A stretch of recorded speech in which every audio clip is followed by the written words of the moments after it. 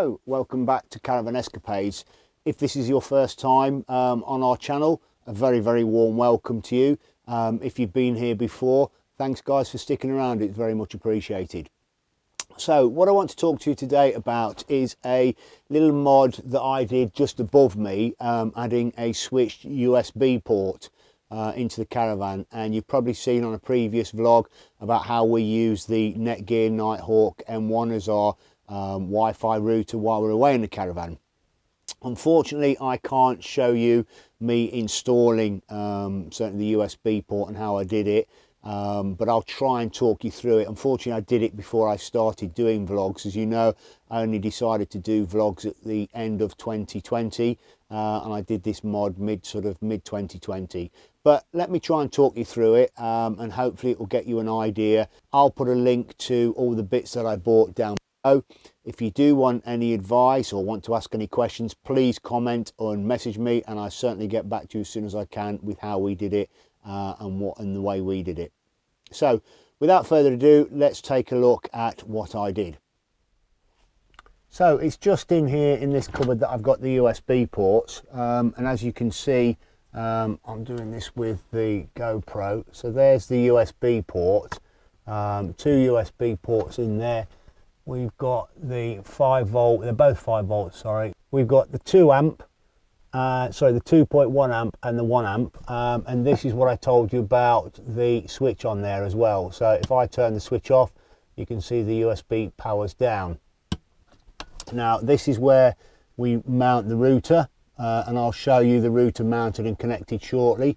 So the router's mounted in there. And what I did was I undid these screws, and that plate literally just slid up and out, drilled the holes in, fitted it in, and the cable runs out the back through behind this void here. And then if I go into the next cupboard, so if I open the next cupboard, behind that piece of coving there, now what I did was I actually gently pulled that out, took the original, it had just little tacks in it, took the original tacks out, and then used an industrial staple gun basically just to staple that back in once I put the cable. And again, that goes through the next cupboard, so that follows the next cupboard along, and then through, if you can see the little gap in the top there, it's the black cable we're looking at.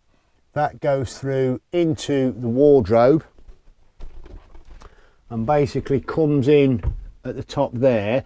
And what I did was I picked up the 12 volt supply from the television antenna booster.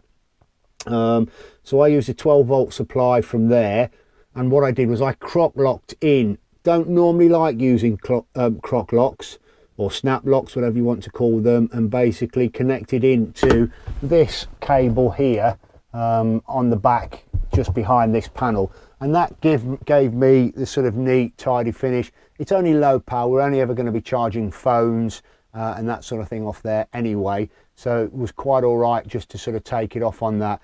I could, if I wanted, I guess, gone all the way down and back to the distribution board and picked off from another supply there, but for simplicity I took it off there. So it goes from there, follows it all the way back through the coving at the top there, through that coving, all the way along, and then back into the cupboard.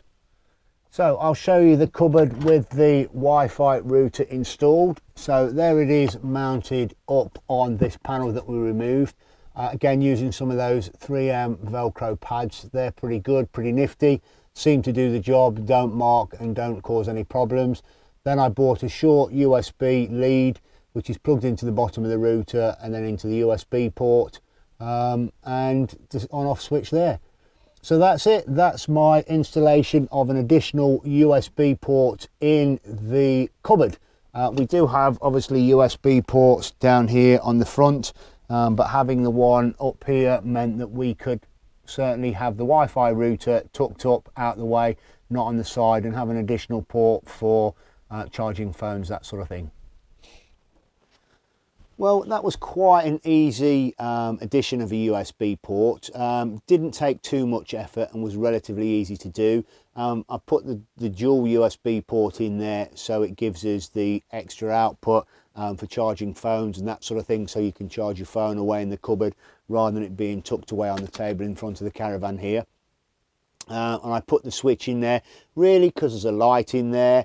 When we do power down, obviously it powers down anyway, but also I can isolate that USB port, and if there are things that are in there charging or whatever, we can just flick the switch and sort of turn those off. So hopefully you found that useful. Again, as I mentioned earlier, if you do have any questions, please feel free to comment down below. I'll certainly reply to you and give any advice or help on how we did it. And again, all the bits that we bought are in the comments down below. So that's another vlog from Caravan Escapades. I hope you've enjoyed it and I hope you found it useful. Please guys, if you wouldn't mind liking, subscribing and sharing, and also if you tick the bell icon, if I stick a bell icon up here somewhere, that will give you notifications of when we're putting out new content and when a new vlog is going to be going live. So thanks once again, stay safe, and that's all from Caravan Escapades for now. See you again soon. Thank you. Goodbye.